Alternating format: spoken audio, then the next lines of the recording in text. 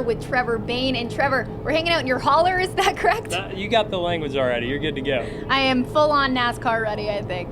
Perfect. One weekend or so, and you already got it figured out. I know, got it figured out. All right, so we are here at the Daytona International Speedway, and this is not your first Daytona 500. You won when you were 19, 20 years old? Turned 20 years old the day before I won, so it's already been 5 years, which is hard to believe, but it goes by fast.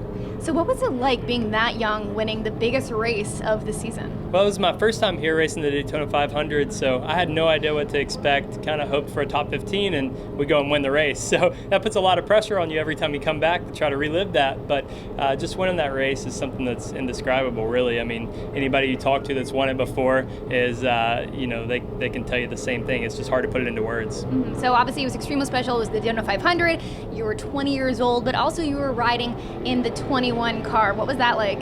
Driving for the Wood brothers. They're the oldest team in NASCAR, the most history, and now they have 4 or 5 Daytona 500 wins. So it's cool to have an opportunity to drive for them. But now driving the 6 car for Jack Roush, which is another historic car that Mark Martin drove and won a ton of races in. So I've always had big shoes to fill. Haven't quite made it to filling them up yet, but that's what we're trying to do.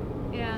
So what was it like actually driving the number 6 car? You know, that car has so much history attached to it. It really does. And last season was my first year racing full-time Sprint Cup for Jack in the 6 car. And it wasn't the season we really wanted, but just to have the opportunity to drive that car that carries so much weight in the sport is a huge opportunity. And we want to make the most of it. So this year we're looking to have a much better season. So winning the Daytona 500 at 20 years old, how do you really go up from that as a driver? It's tough, but there's a lot of things you can do. NASCAR is really what have you done for me lately, so winning the next race is what we can do to try to keep that going. But that's something I'll always remember, and will probably be the biggest win of my career no matter what race or championship we win, although a championship might be close to that. But even if we win the Daytona 500 again, that'll be incredible, but it won't be the unexpected craziness that happened in 2011. So we'll gladly take it, though.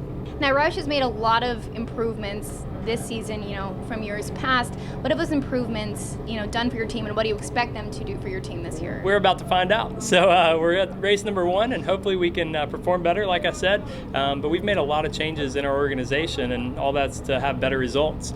Our sponsors, Advocare and Fastenal, and all the guys that support Roush Fenway Racing, they spend a lot of money to see us run well and have their logo up front. So that's our goal, and we've all been doing this our whole lives and dedicated to it. So, all the changes we've done are just to improve on that. So Chris Buescher is kind of in a similar position right now as you were a few years ago, making that jump full-time as a racer and in the Sprint Cup. What was that transition like? I think he'll adapt really well. He's a great race car driver, and driving the 34 car for Front Row, he's got a lot of experience already in the Xfinity Series, but there's a couple tracks that you don't get a chance to race at when you run Xfinity cars. You don't get to go to Martinsville, you don't get to go to Pocono until this season, Sonoma. So there's tracks that he'll see this year that he'll have to learn for a first time. And when you're racing against guys that you grew up watching, obviously Jeff Gordon's retired now, but I had the opportunity to race against him, Jimmy Johnson, Carl Edwards, all these guys that you grew up watching. I think it kind of is surreal at first when you're trying to take it all in. All right, well, thank you, Trevor, for being with us. Thank you.